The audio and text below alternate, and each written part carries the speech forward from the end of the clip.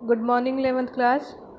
Today we are going to discuss about joint ventures. आज हम बेटा joint ventures के बारे में पढ़ेंगे। तो चलिए पहले इसका थोड़ा सा मीनिंग मैं आपको सरल भाषा में बता देती हूँ कि joint ventures क्या होता है कि कभी अगर कोई दो इंडिविजुअल चाहे वो सेम कंट्री को बिलोंग करें चाहे वो अदर कंट्रीज़ को बिलोंग करें, ठीक है, इट मीन्स एक डोमेस्टिक कंट्री का हो और दूसरा किसी फॉरेन कंट्री का हो, वो मिलकर एक दूसरे के साथ मिलकर कोई पर्टिकुलर प्रोजेक्ट पर अगर काम करते हैं या पर्टिकुलर किसी एक एक्टिविटी के लिए वो काम करते हैं और वो वर्क कंप्लीट हो जाने के बाद उनका ये जॉइंट वेंचर जो होता है एक दूसरे के साथ मिलकर काम करना, जिसे शॉर्ट पीरियड पार्टनरशिप भी कहते हैं, ये ख़त्म हो जाती है तो वो जॉइंट वेंचर होता है।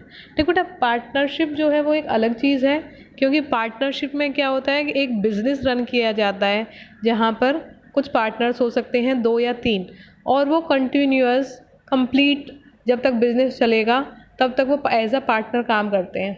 ठीक है, और बीच में अगर कभी उनके बीच में आपस में अच्छे रिलेशन ना होने की वजह से चाहे तो पार्टनरशिप ब्रेक भी की जा सकती है। लेकिन जॉइंट वेंचर में क्या होता है बेटा, जिस एक्टिविटी के लिए या किसी पर्टिकुलर या किसी स्पेसिफिक काम के लिए कुछ टाइम पीरियड के लिए आप एक दूसरे के साथ एज अ पार्टनर काम करते हो और जब वो कंप्लीट हो जाता है वर्क, उसके बाद आपकी पार्टनरशिप जो है वो ब्रेकअप हो जाती है, तो वो हमारा जॉइंट वेंचर कहलाता है। जॉइंट वेंचर करने का भी मोटिव यही होता है कि आप प्रॉफिट अर्न करना चाहते हैं। ठीक है, प्रॉफिट तो मेन होता ही है किसी भी पर्टिकुलर फॉर्म ऑफ बिजनेस में। तो हम यहाँ पर जो चीज़ डिस्कस कर रहे हैं वो है हमारा इंटरनेशनल बिजनेस में एंट्री करने के तरीके। ठीक है, जिसमें से एक हमारा जॉइंट वेंचर है।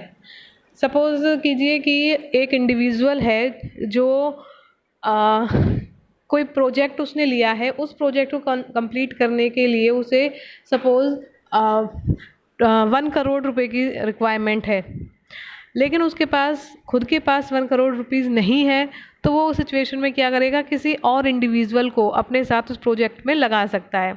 दूसरा इंडिविजुअल जो है वो उसे बाकी के 50 लाख रुपीज़ जो है वो प्रोवाइड करवाएगा और जब उनका ये प्रोजेक्ट कंप्लीट हो जाएगा, प्रोजेक्ट कंप्लीट होने के बाद जो प्रॉफिट होगा वो एक दूसरे के साथ आपस में वो डिस्ट्रीब्यूट कर लेंगे। ठीक है, और एक दूसरे से फिर अलग हो जाएंगे, तो वो हमारा क्या कहलाता है, जॉइंट वेंचर कहलाता है। चलिए स्टार्ट करते हैं इसे। The joint venture is a very common strategy for entering into a foreign market. A joint venture means establishing a firm that is jointly owned by 2 or more otherwise independent firms। ठीक है, तो joint venture का क्या मतलब है कि आपने एक फर्म स्टैब्लिश की है जॉइंटली। ठीक है, जॉइंटली की है जहाँ पर 2 या उससे ज़्यादा लोग हो सकते हैं जो कि मिलके काम कर रहे हैं। अगर वो यहाँ मिलके काम नहीं कर रहे होते देन अदरवाइज इंडिपेंडेंट फर्म्स, तो वो अलग से इंडिपेंडेंट फर्म्स हो सकती थी। इट मीन्स वो अपने लेवल पर अलग से किसी पर्टिकुलर काम को कर रहे हैं ऑलरेडी। ठीक है, जो अब तो जॉइंट वेंचर में एंटर हो गए और जो इंडिविजुअल जॉइंट वेंचर में एंटर होते हैं उनको को वेंचरर्स कहा जाता है। ठीक है, उनकी खुद की एक आइडेंटिटी होती है, इसलिए उनको इंडिपेंडेंट फर्म्स कह सकते हैं हम।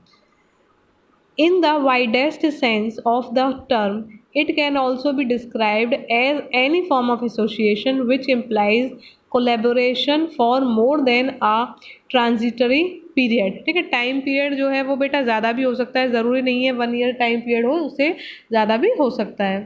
अ जॉइंट ओनरशिप वेंचर में be brought about in 3 major ways. ठीक है, अब 3 तरीके से आप को वेंचर में एंट्री कर सकते हो। देखिए, first one is foreign investor buying an interest in a local company. ठीक है, इट मीन्स इंडियन कोई कंपनी है, लोकल कंपनी है, उसके साथ कोई फॉरेन इन्वेस्टर आके यहाँ पे कोलैबोरेशन करता है, तो वो एक तरीके का जॉइंट वेंचर हो सकता है। सेकंड देखिए, local firm acquiring an interest in an existing foreign firm. ठीक है, इंडियन कंपनी कोई जा है और वो किसी फॉरेन कंपनी के साथ फॉरेन कंट्री में जाकर कोलैबोरेशन कर ले, तो वो भी एक जॉइंट वेंचर हो सकता है।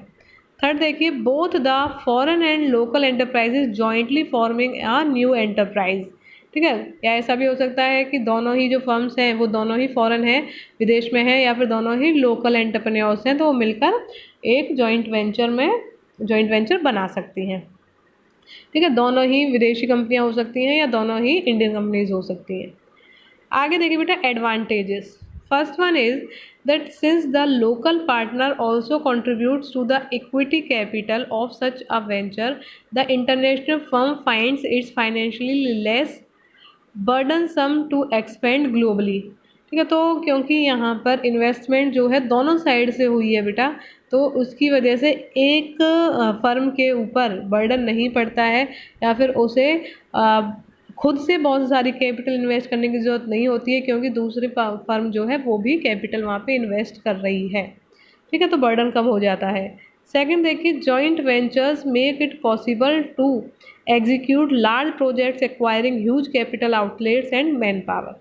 ठीक है, तो अगर आप जॉइंटली काम कर रहे हो जहाँ पर आपको कैपिटल दोनों साइड से ह्यूज अमाउंट में अवेलेबल हो रही है, तो आप ज़रूरी नहीं है कोई छोटे मोटे प्रोजेक्ट ही करो, आप कोई बड़ा प्रोजेक्ट भी अपने हाथ में ले सकते हो जिसपे बहुत ज़्यादा कैपिटल की रिक्वायरमेंट हो या बहुत ज़्यादा मैन पावर की रिक्वायरमेंट हो, क्योंकि अब आपके पास कैपिटल की कोई कमी नहीं होगी, तो जिस वजह से आप ज़्यादा से ज़्यादा मैन पावर यूज़ कर सकते हैं और ज़्यादा से ज़्यादा कैपिटल यूज़ कर सकते हैं। ठीक है, इट मीन्स लार्ज प्रोजेक्ट्स लिए जा सकते हैं।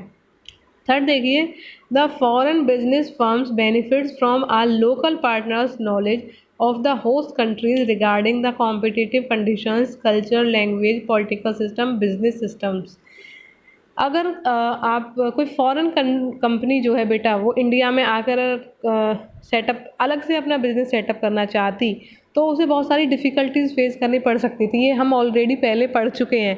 ठीक है, related to the environment here, related to various kinds of policies of the government, related to cultures, beliefs, fashion and so many other things. लेकिन अगर आप को वेंचर कर रहे हैं तो जो लोकल कंपनी है उसे ऑलरेडी पता है कि उसकी होस्ट कंट्री में क्या सिचुएशंस है, उसे अपनी कंट्री के बारे में सब पता है, तो ये सारी नॉलेज जो है वो फॉरेन कंपनी को आपकी लोकल कंपनी ही प्रोवाइड करवा देती है, तो एज सच उनको कोई डिफ़िकल्टी नहीं फेस करनी पड़ती। नेक्स्ट देखिए, in many cases entering into a foreign market is very costly and risky. This can be avoided by sharing cost and or risk with a local partner under joint venture agreements। ठीक है, तो बेटा risk जो है वो distribute हो जाता है, सबसे अच्छा पॉइंट इसका यही है, और जो कॉस्ट है वो भी डिस्ट्रीब्यूट हो जाती है।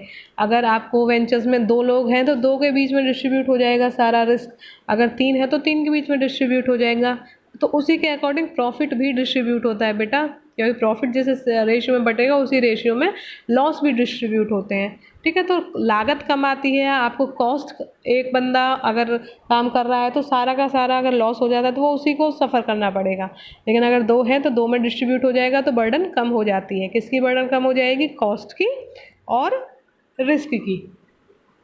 आगे देखिए, लिमिटेशंस देख लेते हैं हम इसकी। Major limitations of a joint venture as discussed. First is that the foreign firms entering into joint venture share the technology and trade secrets with the local firms in foreign countries, thus always running the risk of such a technology and secrets being disclosed to others। ठीक है, तो सबसे बड़ा limitation तो इसका यही है कि आप क्योंकि किसी जिस दूसरे इंडिविजुअल को आपने अपने साथ जॉइंट वेंचर में पार्टनर बनाया है वो दूसरी कंट्री को बिलोंग करता है, तो आप पूरी तरीके से उसके ऊपर फेथ नहीं कर सकते हैं। कई बार ये डर रहता है कि आपकी जो टेक्निक है या आपके कुछ ऐसे सीक्रेट्स होते हैं जो आप किसी के साथ शेयर नहीं करना चाहते, फिर वो आपको उसके साथ शेयर करने पड़ेंगे, और फिर ये आपको डर रहेगा कि अगर हमने इसके साथ शेयर किए हैं तो हो सकता है ये किसी और से शेयर कर दे, सारी चीज़ें लीक हो जाएँ, लोगों को पता चल जाए, वगैरह वगैरह। ठीक है, सेकंड देखिए, the dual ownership agreement may lead to conflict resulting in battle for control between the investing firms। ठीक है, तो ये बात तो है ही कि जब पार्टनरशिप में कोई काम होता है तो वहाँ पे कन्फ्लिक्ट्स के, झगड़ों के ज़्यादा चांसेस होते हैं, तो ये चांसेस यहाँ पे भी ज़्यादा हो सकते हैं, क्योंकि ओनरशिप ड्यूअल है या ट्रिपल भी हो सकती है, depends on the number of the partners there. तो वहाँ पर एक दूसरे के साथ किसी बात को लेकर कन्फ्लिक्ट हो जाना, या फिर कंट्रोल को लेकर कि कंट्रोल ये हम ज़्यादा कंट्रोल करेंगे या ये कंपनी इसका ज़्यादा कंट्रोल है, मैनेजमेंट को लेकर, प्लानिंग को लेकर, बहुत सारे डिसीजंस को लेकर कन्फ्लिक्ट्स हो सकते हैं। तो ऐसा हो सकता है कि आपने डिसाइड तो कर लिया को वेंचर में काम करने का, जॉइंट वेंचर में काम करने का, लेकिन वो चीज़ सफल ना हो पाए।